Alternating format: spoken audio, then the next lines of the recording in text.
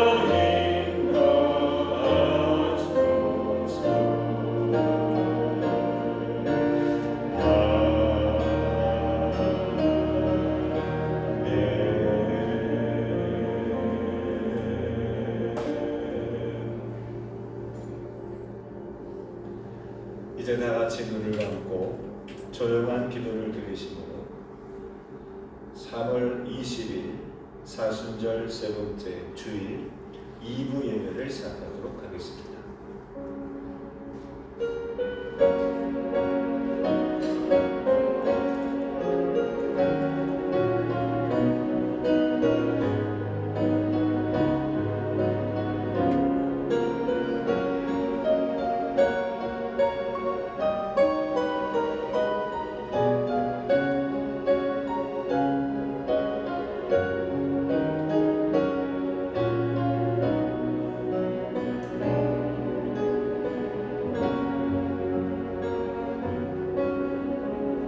여호와의 집, 우리 여호와의 성전, 곧 우리 하나님의 성전들에 서 있는 너희여, 여호와를 찬송하라.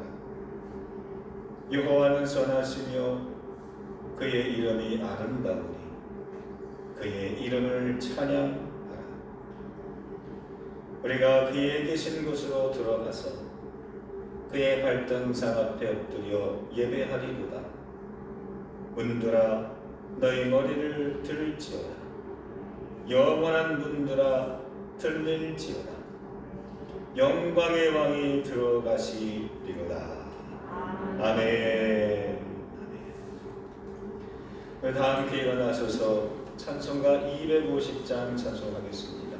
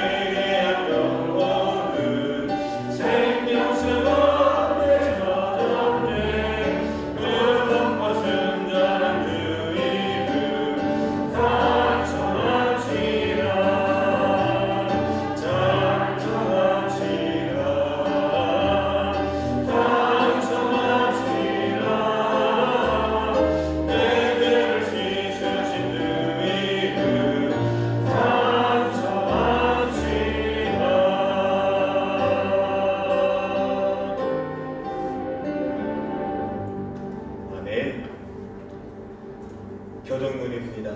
교동문 126번 교독하겠습니다.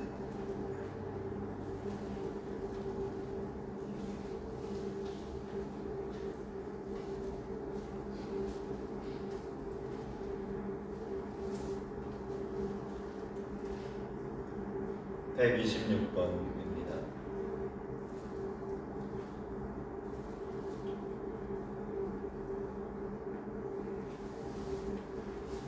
여호와여, 나의 영혼이 주를 우러러 보나이다. 나의 영혼이여, 내가 주를 기다렸사오니 나를 나의 원수들이 나를 이겨 개가를 부르지 못하게 하소서.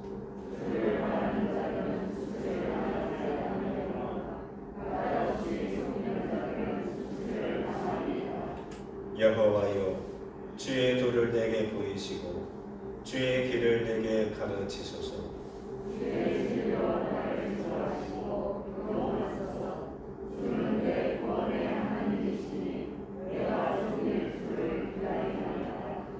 여호와여, 주의 긍휼하심 바 인자하심이 영원부터 있었사오니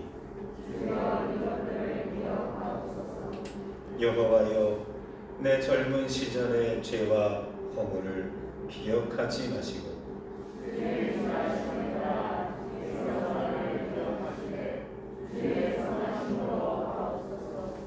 여호와는 선하시고 정직하시니 그러므로 그의 도로 죄인들을 교훈하시리로다.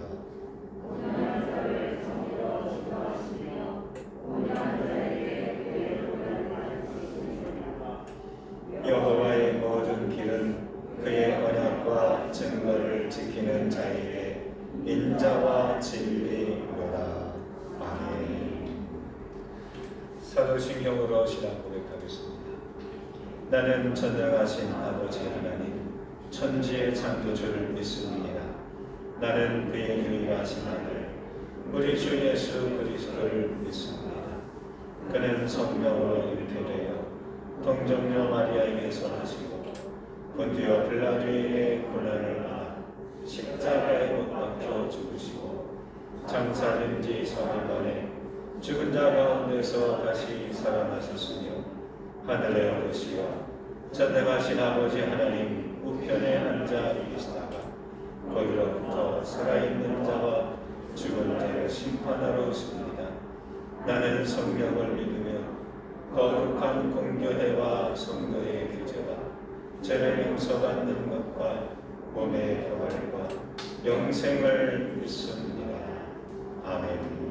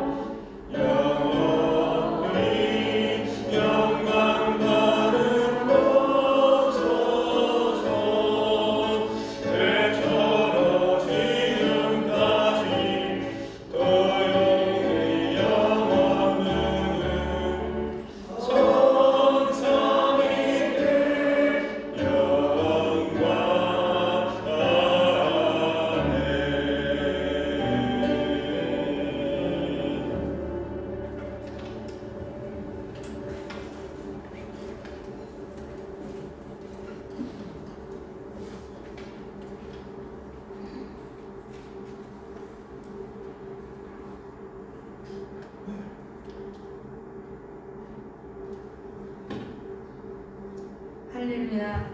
은혜가 풍성하신 하나님 아버지의 무한한 사랑에 감사를 드립니다.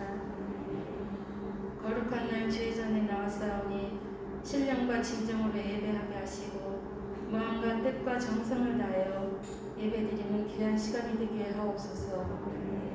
코로나 확진자가 상상을 초월하게 많이 나왔음에도 우리 하나님께서 지켜주심으로 예배의 자리에 나오게 하심을 감사를 드립니다.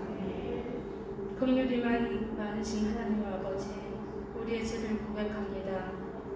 힘들고 바쁘다는 핑계로 재중에 빠져 살았고 삶의 우선순위를 망각하고 하나님의 영광보다는 나를 드러내려 했고 또 이웃을 사랑하기보다는 시기와 질투로 세상 욕심에 타락한 죄를 주님의 보혈로 깨끗게 하여 주시옵소서. 우리의 영혼을 깨끗게 하여 주시옵소서. 우리 삶 속에서 친히 간섭하시는 주님을 만날 수 있도록 축복하시고 오직 주님만 바라보고 사는 날마다의 삶이 주님과 동행하는 임마누엘의 삶이 되게 하옵소서. 사순절 기간입니다. 경건하고 겸손함으로 주님의 순환을 생각하며 말씀과 함께 사순절의 의미를 깨닫게 되기를 원합니다. 인간의 욕심과 문명의 이기심으로 인해 전쟁과 기근, 코로나로 전 세계가 신음을 하고 있습니다. 무고한 희생과 피난민들이 받는 고통의 소리를 하나님께서 들어주시고 인간의 욕심으로 파괴되어가는 이 땅에서 신음하는 저들을 위로하고 만져주시고 하나님의 공의가 살아있음을 알게 하옵소서. 또한 산불로 인해 터전을 잃고 낙심하고 절망하는 이들에게도 하나님께서 소망을 주시고 다시금 일어설 수 있도록 힘을 주시옵소서. 이 나라의 새로운 지도자를 뽑아주셨습니다. 서로의 갈라진 마음이 하나가 되고 통합하여 모두가 함께하는 나라, 국민이 원하는 나라가 되도록 위정자들의 마음을 주장하시고 이 나라에 한없는 축복을 내려 주시옵소서. 하나님의 은혜로 세우신 드림교회에 함께하시고 말씀과 성령이 충만하고 예배가 살아있는 교회, 하나님의 뜻을 나타내는 교회로 삼아 주시옵소서. 말씀을 대언하시는 담임 목사님께 함께하시어 말씀의 능력을 주사 그 주시는 말씀이 우리의 귀에 들려지게 하시고 마음판에 새겨지는 은혜의 시간이 되게 하옵소서. 숨은 일꾼의 믿음을 보시고 병자를 치료하시는 주님께서 믿음의 동역자들로 인해 질병 중에 있는 성도들, 낙심 중에 있는 저들에게 위로하시고 만져주시어 우리 모두 하나님의 일하심을 보게 하옵소서. 예배를 성령님께서 인도하심을 간절히 원하며 예수님의 이름으로 기도드립니다.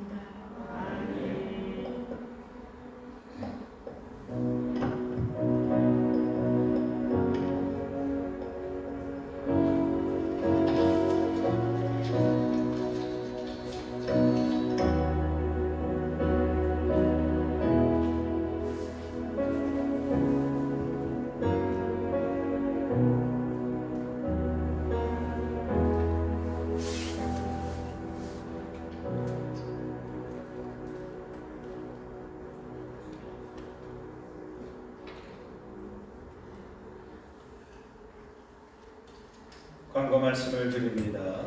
광고 말씀은 주보를 참조하시기 바랍니다. 이번 주간은 사순절 셋째 주간입니다. 이번 주간에는 금요 심야 기도회가 25일 저녁 9시에 교육관에서 있습니다. 이번 주 토요 새벽 기도회는 금요 심야의 기도 관계로 영상으로만 그렇게 진행하도록 하겠습니다. 성찬 기도회가 다음 주일 2부 예배 후에 있습니다. 기도해 주시기 바랍니다. 찬송가 405장 찬송하시면서 예물 먼저 드리도록 하겠습니다.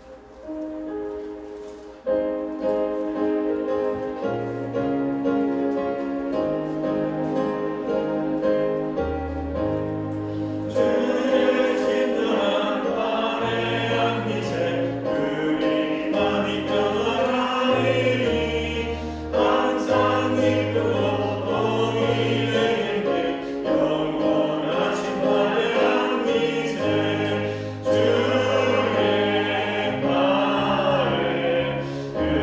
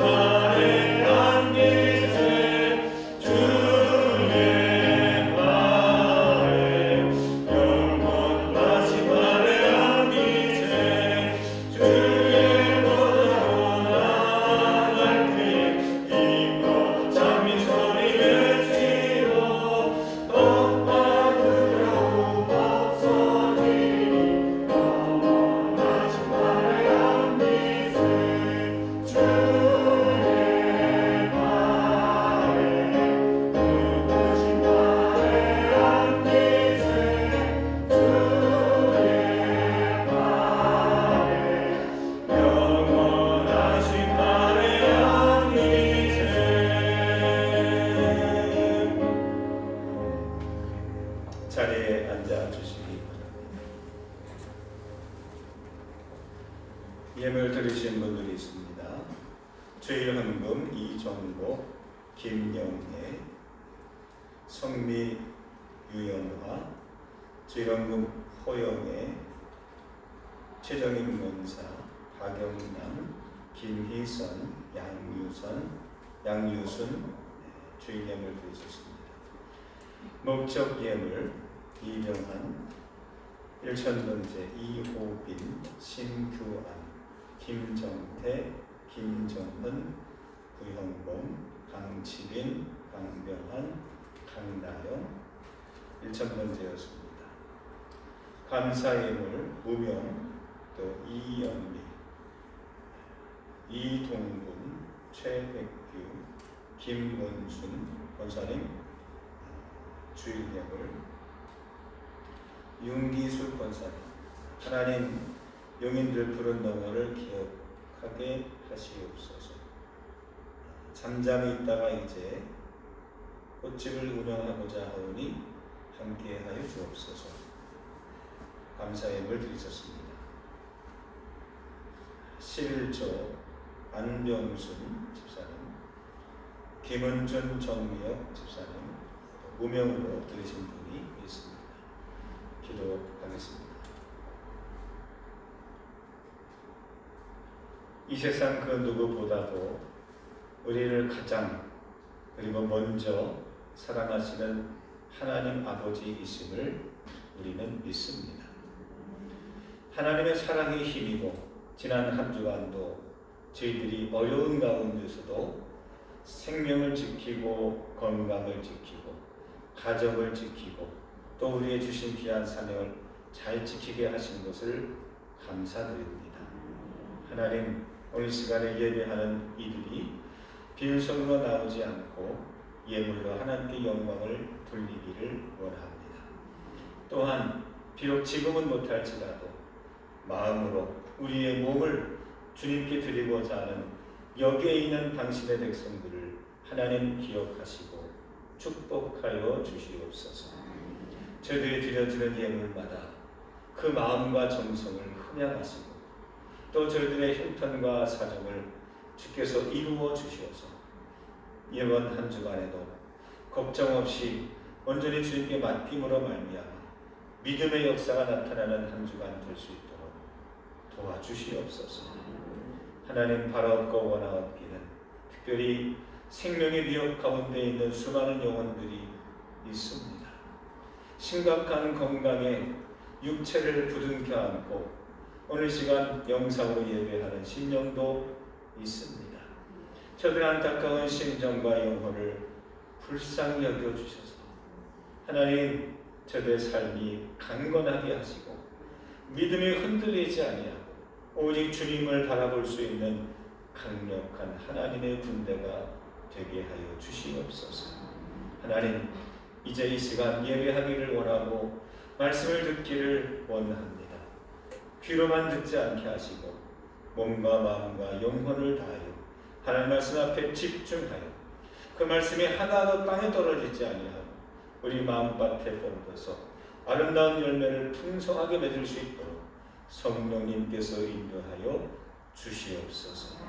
예수님 이름으로 축복하며 기도합니다. 아멘.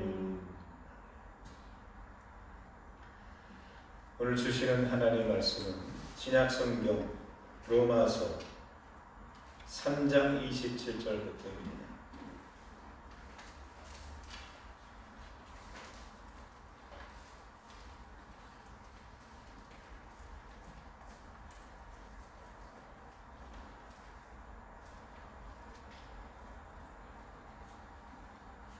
로마서 3장 27절서부터 31절까지 말씀. 페이지 수로는 약 243쪽 정도 있습니다.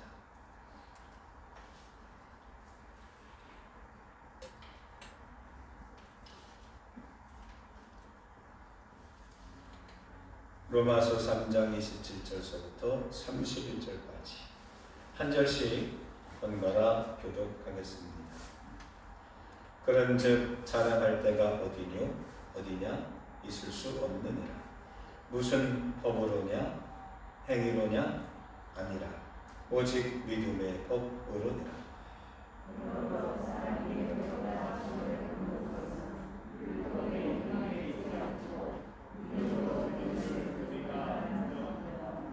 하나님은 다만 유대인의 하나님이시냐 또한 이방인의 하나님은 아니시냐. 진실로 이방인의 하나님도 되시느니라.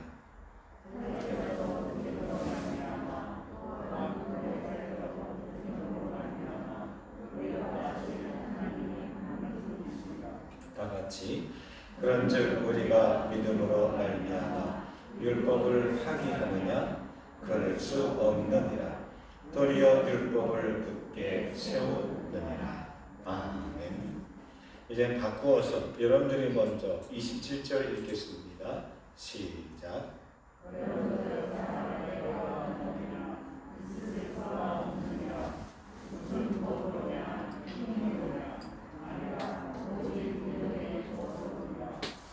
그러므로 사람이 의롭다 하심을 얻는 것은 율법의 행위에 있지 않고 믿음으로 되는 줄 우리가 인정하노라.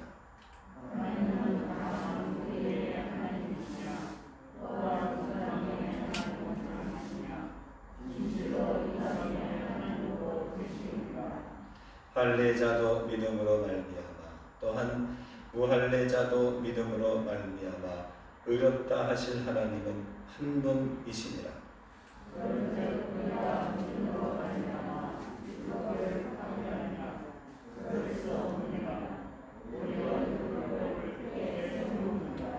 아멘. 한번 따라합시다. 합리적인 믿음을 가집시다.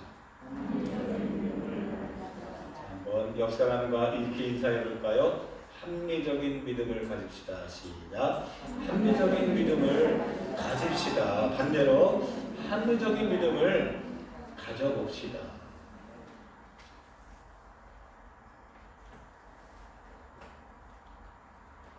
마가복음 4장에 보면 땅에 떨어진 네 씨우 그 비유가 있습니다. 씨 밭에 떨어진 씨의 비유이죠. 각각 네 개의 땅에 떨어진 비유를 말씀합니다. 그 네 가지 땅이란 첫 번째는 길가, 돌밭, 가시, 떨기, 그다음에 좋은 땅이었습니다. 근데 그 두 번째 땅을 보면 길가에 떨어진 그 씨앗을 보면 이렇게 되었습니다.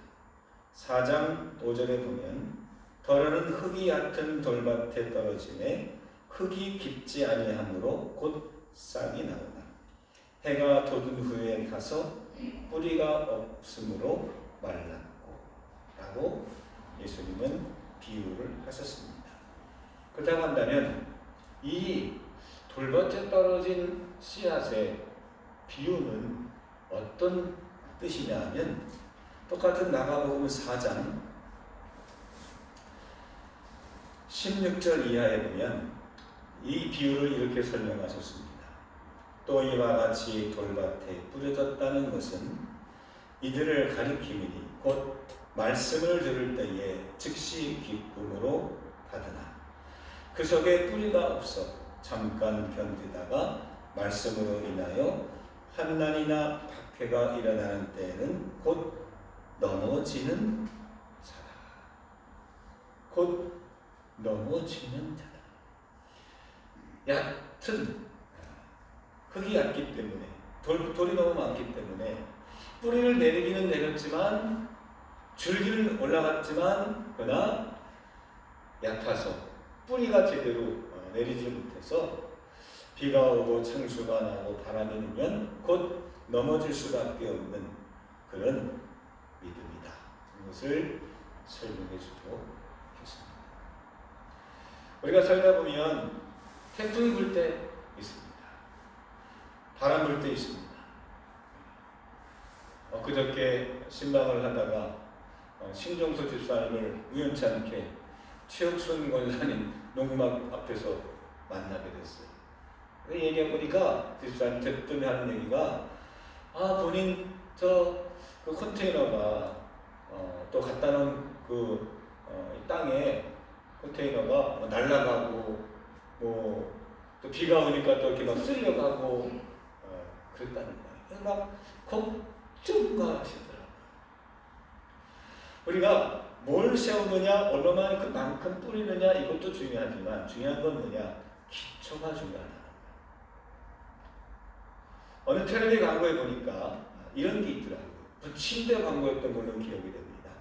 옆에서 막 뛰고 애들이 막 놀고 막 던지고 그러는데 옆에서 가만히 누워서 편안하게 잘 수 있다는 그런 광고였습니다. 그 광고의 멘트가 뭐냐? 흔들리지 않는 침대. 흔들리지 않는 침대. 우리의 신앙이 살다 보면 고난도 있고 사건 사고도 있고 수많은 그런 악한 세력들이 우리를 넘어뜨리려고 쥐어잡아 흔들 때에 그때에 우리가 흔들리지 않는, 그래서 우리가 깊은 나무가 바람에 안에늘새 우리가 흔들리지 않고 오히려 그것을 다 이겨나가 풍성한 열매를 맺는 건강하고 강직한 그런 나무처럼 우리의 믿음이 흔들리지 않으려면 어떤 믿음을 가져야 될까? 오늘 말씀의 제목이 그 정답입니다. 한번 따라해 봅시다. 합리적인 믿음. 믿음은 믿음인데 어떤 믿음이냐? 합리적인 믿음이다. 이런 것입니다. 우리가 살다 보면 균형 잡힌 신앙이 굉장히 중요합니다. 그래서 우리가 어느 한쪽에 치우치지 않고 중심이 잡혀야 됩니다.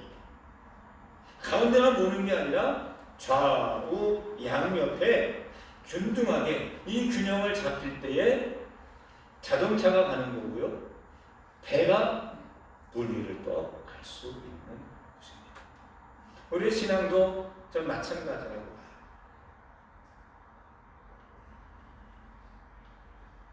우리가 이성과 세상의 지식과 또 한쪽편으로는 영성과 믿음 이 사이에서 어느 한쪽을 택하는 것이 아니라 세상의 지식, 우리가 있는 이성, 논리적이고 합리적인 세상의 지식들, 또 한편으로는 하나님 주시는 말씀과 또 우리에게 주신 성령의 능력으로 우리 안에 있는 이 영성이 균형을 잡힐 때에 우리의 믿음이 흔들리지 않는 믿음으로 성령의 9가지 열매들을 골고루 맺지 않겠습니까?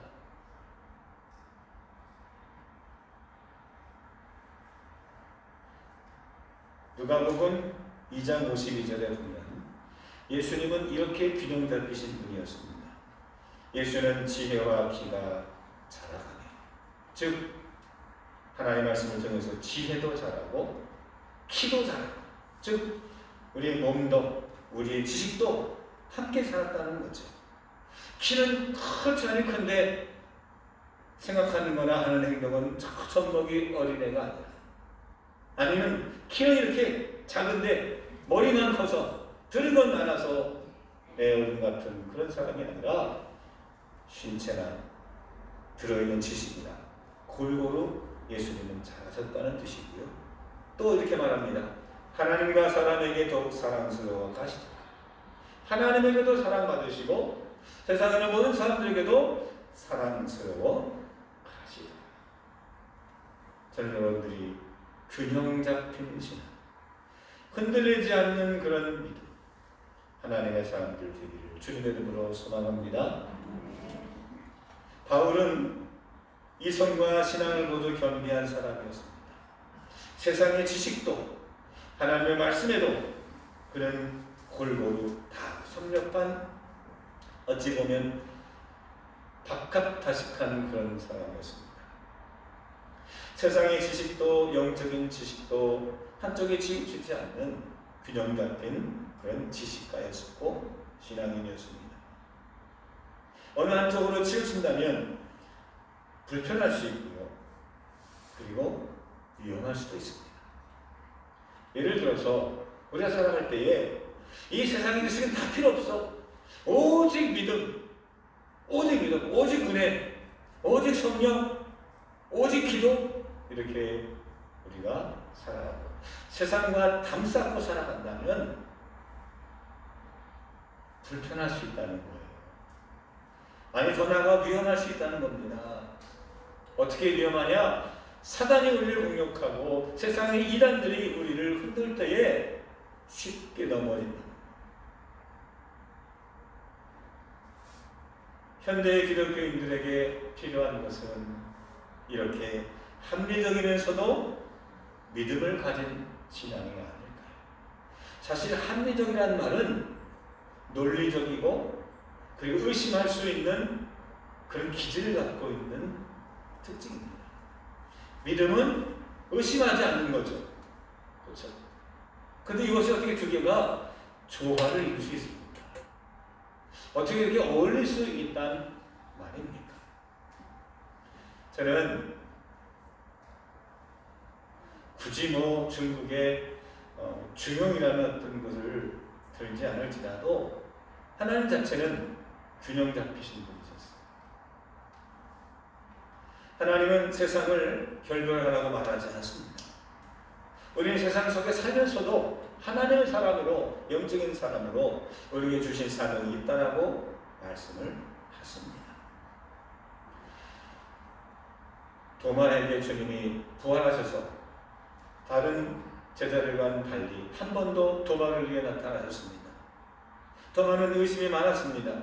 아니, 다른 사람도 다 만나봤지만 나는 주님을 보지 못했으니까 나는 믿지 못하겠노라. 그럴 때 주님은 한 번 더 나타나셔서 손바닥을 보이시고 옆구리를 보여주셨습니다. 그리고는 그 도마에게, 의심 많은 도마에게 이렇게 말씀하셨죠. 믿음 없는 자가 되지 마요. 믿는 자가 되라. 그렇다고 한다면 그 믿음 없다 할 때 그 믿음은, 그리고 믿는 자가 되라 할 때 그 믿음의 사람이란 어떤 믿음입니까? 야, 너 이제 앞으로 잘 믿어. 무조건 믿어. 절대 의심하지 마. 그런 믿음일까요? 아니면 의심한다, 갈등도 하지만 그걸 통해서 오히려 흔들리지 않는 확고한 믿음을 의미한 것일까요? 믿음에는 두 가지가 있습니다. 첫 번째는 무조건 믿는 것, 덮어놓고 믿는 것. 두 번째는 의심도 해보고 열어놓고 생각하고 시간을 두고 생각하고 검증하는 합리적인 믿음. 오늘 시가의 사도 바울은 우리에게 말씀합니다. 합리적인 믿음을 가지고, 그래야 우리가 어떤 세상에 도전이 와도 흔들리지 않는 거예요. 그렇다고 한다면 이런 합리적인 믿음을 가지려면, 그래서 우리가 세상의 어떤 도전 앞에 흔들리지 않는 삶이 되려면 어떻게 해야 될까요? 두 가지를 얘기합니다. 첫 번째, 한번 따라해 봅시다. 묻고 따져보라. 오늘 말씀에 보면 사도 바울은 오늘 짧은 이 본문이지만 무려 6번이나 도전적인 질문을 하고 스스로 답하고 있습니다. 제가 한번 읽어볼까요? 27절입니다. 그런즉 자랑할 때가 어디냐? 첫 번째, 있을 수 없느니라. 무슨 법으로냐? 두 번째, 행위로냐? 세 번째. 29절로 넘어갑니다. 하나님은 다만 유대인의 하나님이시냐? 네 번째. 또한 이방인의 하나님은 아니시냐? 다섯 번째. 31절. 그런즉 우리가 믿음으로 말미암아 율법을 파기하느냐? 여섯 번째. 즉 사도 바울은 계속 도전적인 질문을 주고 스스로 답할 수 있도록 우리들에게 힌트를 주고 계세요. 묻고 답하고 묻고 답하고, 또 유대인이면 다냐? 헬라인이라고 하면 안 되느냐? 이렇게 질문하면서 믿음을 강조하고 있다는 사실을 우리는 알아야 됩니다. 사도 바울은 디모데전서 6장 20절에 이런 말을 합니다. 무식하고 허탄한 변론을 피하라. 변론이란 묻고 따지는 것이 변론입니다. 이 변론이라는 말은 이 법정에서 쓰여지는 말이죠. 마치 검사와 변호사가 이 피고를 두고 공방을 하는 것처럼 이게 맞습니까? 증거를 내보십시오.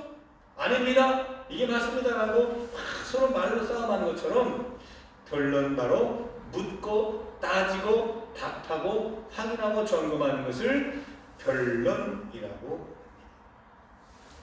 근데 사도 바울은 말합니다. 무식하고 허탄한 변론을 피하라.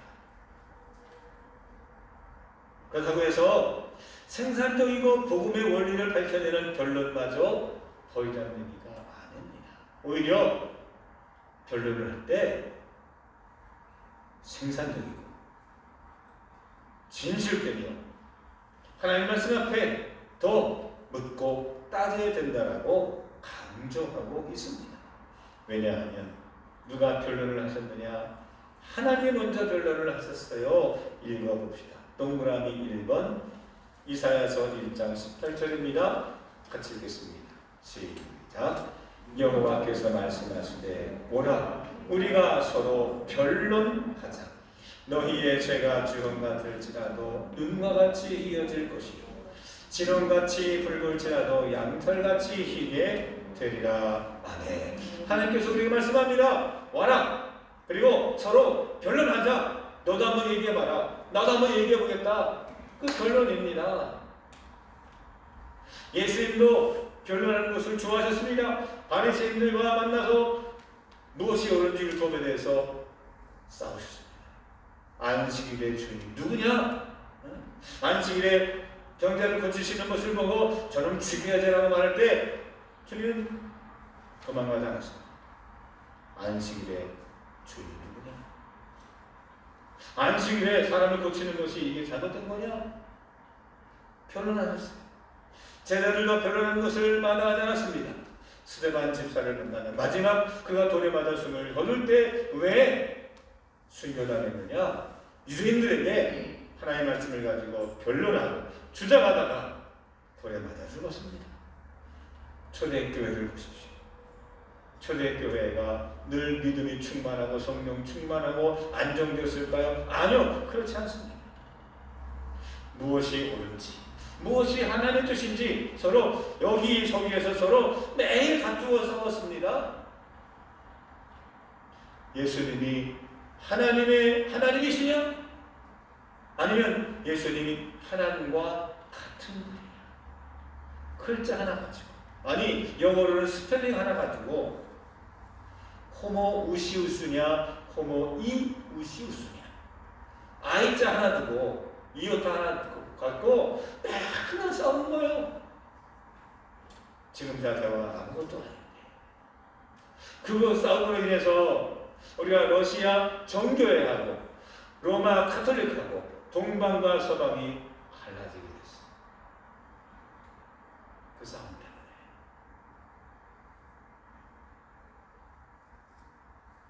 그런데요 이게 헛된 게 아니라는 거예요. 왜? 그것을 통해서 예수님이 정말 어떠한 분이신지를 제대로 깊숙하게 온전히 교회가 알게 되었기 때문입니다. 저는 논쟁하는 거 좋아합니다. 그래서 논쟁하는 거 맨날 이기는 게 아니라 자체가 좋은 거예요. 마치 스포츠처럼 서로 이 경쟁하는 상대가 있을 때 실력이 올라가고 기억이 올라가는 것처럼 우리가 서로 한 가지 놓고 서로 다른 생각으로 서로 이야기하고 논쟁할 때에 진짜 거기에서 기가 막힌 놀라운 하나님의 은혜를 깨닫기 때문입니다. 중국의 순자가 이런 말을 했습니다. 소인은 변론하면 사악한 말을 하고 군자는 변론하면 어진 덕을 말한다. 중요한 건 논쟁하는 것 자체가 중요한 게 아니라 어떤 목적을 가지고 우리가 소인이냐 군자냐 내 마음이 거룩한 마음이냐 아니면 나쁜 마음이냐 그게 중요하죠. 때로는 변론이 변질이 되어 말싸움이 되기도 합니다. 그렇다고 해서 아예 아무것도 하지 않는 것은 어리석은 자입니다. 복음이란 무엇입니까? 세상에 줄도 없는 하나님께서 온 인류를 구원하시고자 하는 영혼의 백신과도 같은 게 복음이죠. 여러분 백신 맞으셨습니까? 그 백신 맞을 때 정부에서 그냥 하루아침에 백신을 만들어서 맞히라고 그랬죠? 아니요. 이거를 수차례 검증하고 실험하고 검토하고 보완하고 수개월 동안 검증을 거친 다음에요. 그 다음에 모든 국민들이 이거 맞아야 됩니다. 라고 내놓은 거죠. 하나님께서 온 인류를 구원하시는 이 십자가의 복음을 우리에게 보내주실 때에 왜 주셨는지, 이게 어떤 의미가 있는지 우리가 아무 생각 없이 받는다고 한다면 이것이 어떻게 우리에게 나타날까요? 사랑하는 성도 여러분, 구원의 복음이 여러분들 안에 아름답게 뿌리내기를 주님 이름으로 축원합니다. 하나님께서 우리에게 변론하자고 하는 이유와 목적이 있습니다. 그것은 우리 영혼을 살리기 위함이 있었습니다. 동감이 이번에 보시면 이사야 43장 26절, 너는 나에게 기억이 나게 하라. 우리가 함께 변론하자. 너는 말하여 네가 의로움을 나타내라. 주님께서 우리에게 말씀하시고 말씀으로 우리에게 꾸짖으실 때는 우리가 죄인이고 우리는 몹쓸 사람이고 우리 아무 소망이 없는 사람임을, 그런 존재임을 드러내기 위함이 아니라 우리 안에 남겨져 있는 하나님의 형상의 흔적들, 구원의 가능성들을 발견하기 위함이라는 거예요.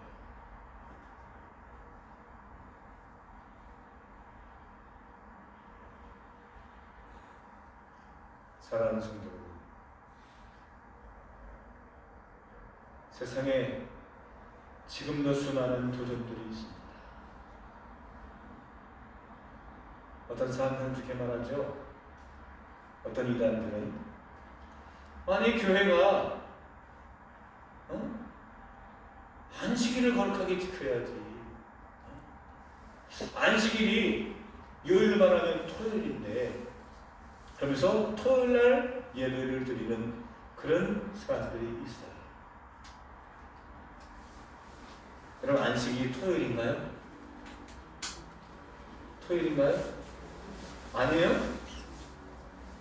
토요일 맞아요.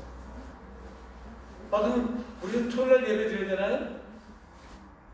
성경에 안식일을 거룩하게 지키라는 말이 없나요? 있어요. 그 이상한 생각이 들지 않나요? 안식일을 거룩하게 지키라는 말도 있고, 안식일은 분명히 토요일이에요. 그럼 우리는 뭐 잘못 예배 드리는 거 아닐까? 우리가 의심하지 않고 덮어놓고 믿기 때문에 이런 흔들림이 있는 거예요. 여러분, 이런 일이 벌어질 수 있어요. 어떤 분은 그래요. 하나님 아버지가 아니라 하나님 어머니가 되면 안 됩니까? 아버지만 있습니까? 어머니가 있지 않습니까? 태국 같은 경우에는 모계 사회예요. 남자보다 여자가 더 주권이 있어요. 동물의 세계에 보면 하이에나 같은 동물들은요, 모계 사회예요. 여자가 더 우위 있어요. 아니, 하나님 어머니 하면 안 됩니까? 라고 여러분들한테 누가 물어본다면, 아니, 안식일을 거룩하게 지키려 했으니까 토요일날 예배 드리는 것이 맞습니다 라고 얘기한다면 여러분들은 어떻게 하시겠습니까? 어떻게 하시겠어요? 그때는 어떻게 하느냐? 물어보라는 거예요. 누구한테? 저한테 물어보고 따지는 거예요. 무슨 이렇게 이런데 이거 어떻게 되는 겁니까? 묻고 따져보라는 거죠. 그러면 알려주죠. 왜 우리는 안식일이 아니라 주일을 지키는지. 안식일을 부정하는 게 아니에요. 왜? 우리는 우리의 믿음의 시초는 예수님께서 부활하신 날, 부활하신 요일, 주일이에요. 그래서 우리는 주일날 예배를 드리는 거예요. 우리가 믿는 것은 기독교지 유대교가 아니에요. 안식일을 거룩하게 지키는 것은 유대교 신앙이고 유대주의고 유대 전통이지, 기독교인들, 초대교인들은 언제 예배 드렸느냐? 예수님 부활하신 그날을 기념하여 예배 드리기 시작했어요. 그래서 우리는 기독교라고 하는 거예요. 그러니까 왜 안식일이 아니라 주일인지는 설명이 됐죠. 마찬가지. 왜 하나님 어머니가 아니라 왜 하나님 아버지가 되야 되는지 물어보라는 거예요. 묻지도 따지도 않고, 저 사람도 저렇게 말하는데 성경에도 그렇게 있네? 저 유럽에 가면 성경에 하나님을 뭐라고 말하느냐? 하나님을 he or she라고 해요. 성경책에 하나님은 아버지가, 하나님은 남자만이 아니라 하나님 여자도 돼. 그러니까 이 사람들이 봐라, 성경 봐라, 이 외국 성경을, 영어 성경 보니까 하나님을 가리켜서 여자라고 말하지 않느냐? 우리는 여자이신 하나님을 믿는다. 여러분, 거기에 현혹되지 말고 물어보세요. 저도 목회하면서 수많은 질문들이 있습니다. 의구심들이 있습니다. 도저히 이해되지 않는. 그때 어떻게 합니까? 하나님과 변론해보는 거예요. 하나님께 물어보는 거예요. 왜 나에게 이런 일이 벌어졌습니까? 왜 의롭고 착하고 정말 성실하게 살아가려고 하는 하나님의 이 신앙인들을 하나님께서 왜 데려가십니까? 저 부하들 못 살게 굴고 그냥 악하게 굴고 저런 못된 놈, 저놈은 안 들어가고, 왜 하나님이 착한 예수 잘 믿는 사람을 데려가셨습니까? 도저히 이해가 되지 않아요. 그때 물어보는 거예요. 왜 나에게 이런 고난이 왔는지, 왜 세상이 이런지 물어봐요. 그냥 따져보라는 거예요. 그게 하나님께서 우리에게 말씀하신 우리가 서로 변론하자. 네가 이기나 내가 이기나 이걸 얘기하는 게 아니에요. 우리의 의로움을 나타내기 위해서, 하나님의 의로움을 나타내시기 위해서, 하나님이 왜 그러실 수밖에 없는지, 그 하나님의 뜻은 무엇인지를 하나님이 알려주시고 우리가 깨닫게 하셔서 이제는 어떤 시험과 고난과 어려움이 와도 흔들리지 않는 믿음을 갖게 하시기 위하여 하나님은 변론하자. 물어봐라. 따져봐라. 나한테 질문해봐라. 그럼 내가 너에게 응답하겠다. 너에게 깨닫게 해주겠다라고 주님은 말씀하셨어요.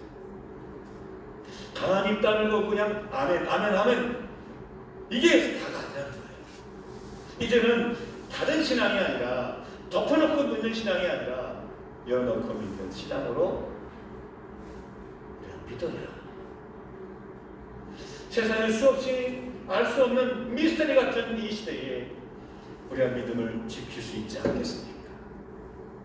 쓰나미같이 몰려오는 수많은 이단의 세력 앞에, 세상의 이런 물질의 풍조 앞에, 우크라이나 전쟁처럼 사단이 강력한 무기를 갖고 우리에게 그 의심의 폭탄을 떨어뜨릴 때, 그래서 우리가 흔들리지 않고 굳건히 우리가 승리할 수 있지 않겠습니까? 지금은 덮어놓고 믿는 시대에 저는 아니라고 봐요. 열어놓고 믿어야 돼요. 의심해보고 질문해보고 하나님 주시는 말씀을 통해서 우리가 해답을 얻고, 여러분들의 믿음이 뿌리 깊은 신앙이 되시기를 주님의 이름으로 축원합니다. 한번 따라해 봅시다. 묻고 따져보겠습니다. 할렐루야. 질문해 보세요. 제가 아는 한도에서 답해드리겠습니다. 저도 모르면 돌아가서 책 펴놓고 성경 보고 주석 보고 기도해 보고 그 질문 앞에 한번 같이 답해보겠습니다. 올 한 해 하나님의 뜻을 아는, 하나님의 뜻을 실행하는 아름다운 드림교회가 되기를 주님의 이름으로 축원합니다. 두 번째, 우리가 묻고 따져보고, 두 번째는 뭐냐? 한번 따라해 봅시다. 믿음을 사용하라. 우리가 묻고 따지고 변론할 때 우리는 먼저 의심을 생각해요. 그거 맞아요? 그거 정말 확실합니까? 의심하면 의심을 자꾸 해야 질문을 많이 하고 또 합리적으로 과학적으로 우리가 설명할 수 있습니다. 근데 이때 우리가 간과하고 넘어가는 또 다른 원리가 있는데 바로 믿음입니다.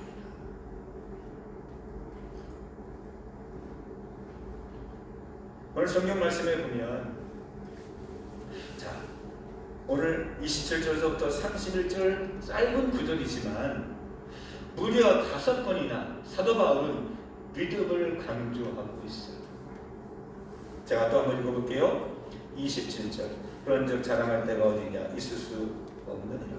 무슨 법으로냐 행위로냐 아니라 오직 믿음의 법. 29절 그러므로 사람이 의롭다 하심을 얻는 것이 율법의 행위에 있지 않고 믿음으로 되는 줄 우리가 인정. 또 30절 할례자도 믿음으로 말미암아 또한 무할례자도 무엇으로 말미암아 믿음으로 말미암아. 31절 말합니다. 그런즉 우리가 믿음으로 말미암아 율법을 파괴하느냐 그럴 수 없느니라. 우리는 로마서를 읽으면서 로마서의 가장 중요한 핵심적인 구절이 2개가 있다고 그랬어요. 그 두 개 중에 하나가 이것이라고 얘기했습니다. 동그라미 4번 로마서 1장 17절 이 말씀 제가 읽어볼게요. 복음에는 하나님의 의가 나타나서 믿음으로 믿음에 이르게 믿음으로 믿음에 이르게 한다. 또 기록된 바 오직 의는 믿음으로 말미암아 살리라 함과 같으니라. 믿음으로 말미암아 믿음으로라는 뜻은 어떤 의미냐? 믿음을 사용해서 믿음의 길만 이런 뜻이에요. 우리가 믿기 위해서는 뭐가 필요하냐? 믿음이 필요하다. 그래서 믿음으로 말미암아 우리가 의롭다 칭함을 받는다. 믿음으로 말미암아 구원을 얻는다는 이 말을 우리가 유명한 한자로 뭐라고 말하느냐? 한번 따라해 봅시다. 이신득의. 다시 한번 이신득의. 네, 그렇습니다. 이신이란 말은 뭐냐면 비로소 이에요. 무엇으로 말미암아 이에요. 신, 믿을 신. 믿음으로 말미암아 득, 얻을 득. 의, 의로울 의. 믿음으로 말미암아 믿음을 사용해서 득의, 의를 얻는다. 의롭다 칭함을 받는다. 그렇습니다. 사도 바울은 믿음이에요. 믿음으로 말미암아. 왜 이 말을 하느냐? 구약의 전통적으로 유대인들은 믿음으로 말미암아 구원을 받는 것이 아니라 믿음을 율법을 행위로 말미암아 행함으로 말미암아 구원받는다라고 생각했기 때문에 세상에 수많은 대부분의 종교가 유대교처럼 뭔가 행해야 되고 착한 일을 해야 되고 선을 해야 되고 율법을 지켜야 되고 도덕적이어야 되고 윤리적이어야 되고 헌금을 내야 되고 남을 구제해야 되고 그래야 구원받는다라고 생각하는 거예요. 불교도 그렇죠. 내가 뭔가 수련을 하고 기도를 하고 뭔가 얻어야 득도를 해야 얻는다고 생각해요. 기독교는 달라요. 오직 믿음으로 믿음만으로 값없이 하나님 주시는 은혜를 얻어요. 어떤 길을 가시겠습니까? 왜 사도 바울이 왜 이신득의를 말합니까? 자기가 노력해 봤거든요. 공부해 봤거든요. 윤리를 도덕을 해봤거든요. 근데 어렵더라는 거예요. 아니 어려운 게 아니라 불가능하더라는 거예요. 근데 하나님께서 왜 우리를 구원하셨다고 말씀합니까? 오직 은혜로, 오직 하나님 사랑으로. 그렇다고 한다면 우리는 이런 착각을 불러일으킬 수 있습니다. 아 그러면 세상에 있는 모든 지식은 그리고 율법은 다 무용지물이구나, 쓸데없는 거구나, 갖다 버려야 되는구나. 아니요, 그렇지 않아요. 우리 뭐라고 말씀하시느냐? 31절 다 같이 한번 읽겠습니다. 그런즉 시작. 그런즉 우리가 믿음으로 말미암아 율법을 파기하느냐? 그럴 수 없느니라. 도리어 율법을 굳게 세우느니라. 율법을 어떻게 하신다? 굳게 세우신다. 이걸 뭐라고 말하냐? 완성한다. 율법이 완성되어야 하는 거예요. 주님께서 마지막 십자가에서 이렇게 말씀하셨죠. 다 이루었다. 뭘 이루었다는 것입니까? 여러 가지 해석이 있는데 그 중에 하나가 뭐냐? 내가 율법에 있는 모든 구원의 방법을 다 이루었다. 우리가 이루는 게 아닙니다. 왜? 불가능합니다. 애초부터. 누가 이룰 수 있느냐? 죄 없으신 하나님 아들 되신 예수 그리스도만이 다 이룰 수 있어요. 우리는 그것을 믿기만 하면 구원받는 거예요. 주님도 말씀하십니다. 마태복음 5장 17절 동그라미 5번에 주님 말씀하신 거예요. 내가 율법이나 선지자를 폐하러 온 줄로 생각하지 말라. 폐하러 온 것이 아니요 완전하게 하려 함이라. 지금까지 구약에 있는 모든 것들이 다 필요 없다는 게 아니라 구약을 완성하기 위해 왔다. 그래서 우리가 부족함에도 불구하고 구약 성경을 우리가 성수로 바라보는 거예요. 왜? 구약은 복음에 대한 예언, 신약은 그 복음에 대한 실현이에요. 누구를 통해서? 예수 그리스도를 통해서. 어떻게? 믿음으로 말미암아. 믿음으로 완성되는 것은 율법뿐만이 아닙니다. 우리의 죄로 인해서 잃어버린 하나님과의 관계, 우리 안에 있는 우리의 잃어버린 하나님에 대한 성품, 하나님의 형상에 대한 모든 것을 주님은 믿음으로 말미암아 우리를 완성하시고 회복하십니다.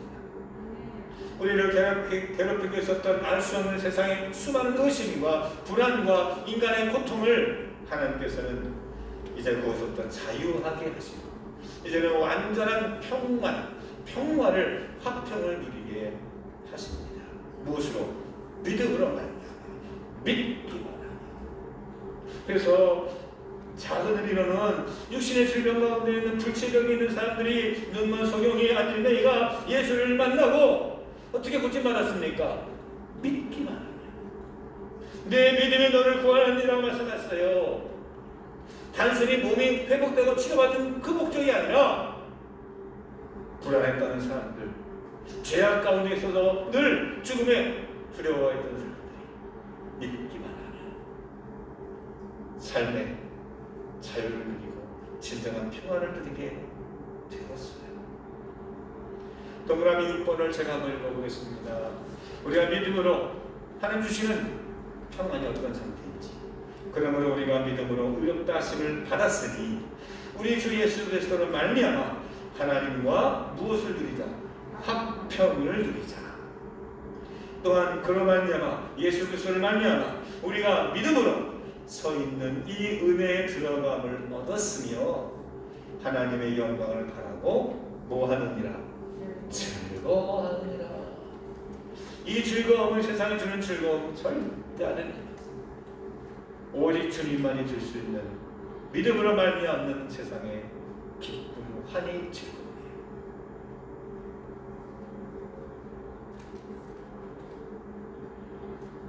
여러분, 의심과 더불어 질문과 더불어 믿음을 품은 삶을 해주세요.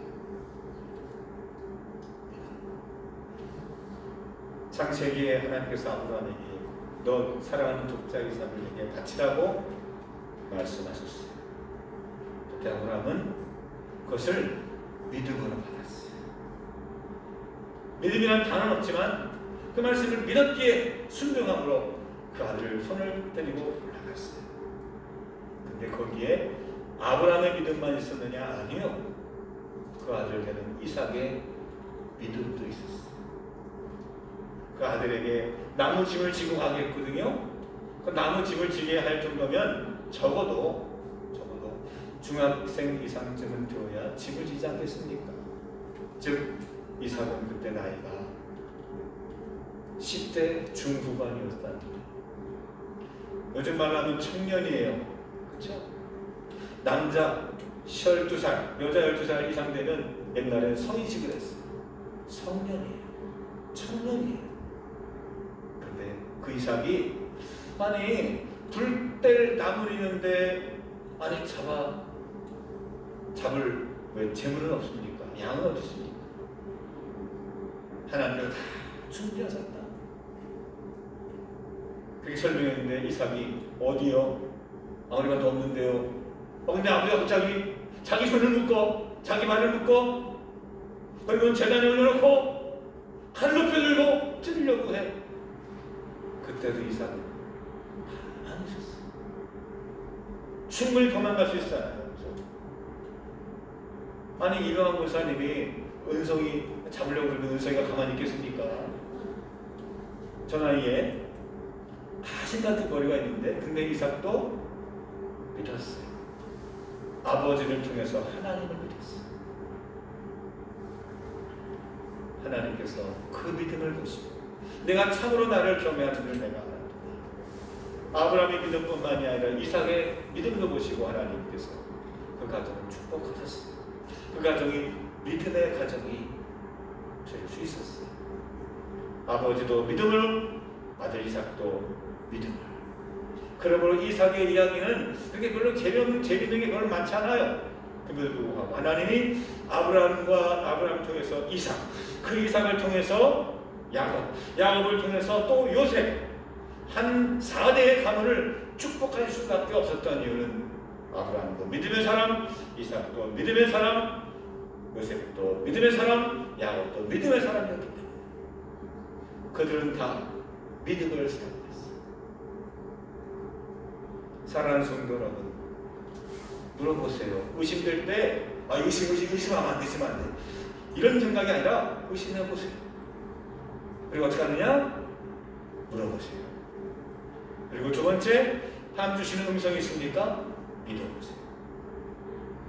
그래야 여러분들의 복잡한 모든 인생이 해결되고 참 자유를 얻고 참 평안을 누리게 되기를 주님의 이름으로 소망합니다. 우리 한번 결론의 말씀을 다 같이 한번 읽어보는 것으로 마치도록 하겠습니다. 수많은 같이 읽겠습니다. 시작. 수많은 인생의 문제 앞에서 더 이상 고민하고 불안해하지 마십시오. 하나님과 결론해 보십시오. 그리고 나에게 주시는 그 음성을 믿음으로 반응해 보십시오. 세상이 주는 것 같지 않은 절대적인 평안을 당신에게 주실 줄로 믿습니다. 아멘. 기도하겠습니다. 하나님 아버지, 불안에 떨 수밖에 없는 이 불확실한 이 시대, 과학이 발달하고 논리가 발달하고 세상에 지식이 많고 수많은 세상적인 것들이 믿음을 엄습하는 이때에 우리가 거기에 무서워 벌벌 떨며 도망치며 숨기는 자가 아니라 당당하게 그것들을 다 포함하여 합리적이며 논리적이며 과학적이면서도 우리를 향하신 하나님의 사랑과 은혜를 믿음으로 말미암아 구원에 올라가는 하늘 백성들이 되게 하여 주옵소서. 합리적이면서도 신앙적인 믿음을 소유하기를 원합니다. 세상에 있는 모든 지식을 다 포함하여 그 안에 숨겨져 있는 하나님의 뜻을 발견하는 개척자가 되게 해주시고 눈이 밝아지고 생각이 넓어지고 우리의 마음이 확장됨으로 말미암아 모든 세상의 일들을 그 속에 담겨져 있는 하나님의 구원의 진리를 발견할 수 있도록 도와주옵소서. 예수님 이름으로 기도합니다. 아멘.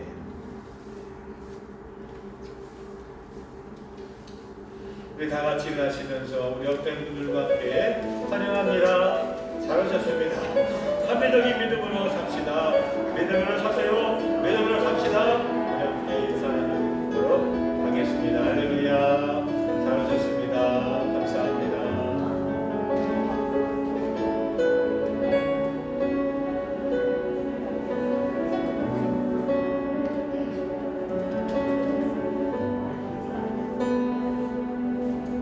우리 파송의 노래 함께 찬양하시고 주신 말씀 중에 내가 하나님께 기도해야 될, 물어봐야 될 음성이 있습니까? 또 내게 주신 하나님의 응답이 있습니까? 그것을 놓고 물어보는 기도들, 또 결단하는 기도들 함께 기도하는 시간을 갖도록 하겠습니다.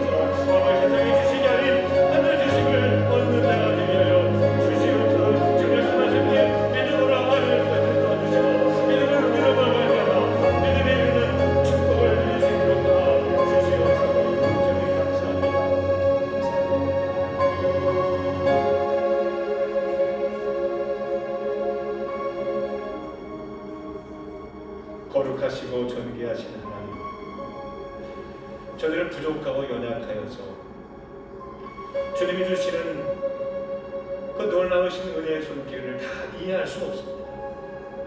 우리의 세상에서 주시는, 세상을 통해서 우리에게 다가오는 세상의 지식과 경험과 이성과 논리들이 더 우리에게 혹할 때가 많이 있습니다.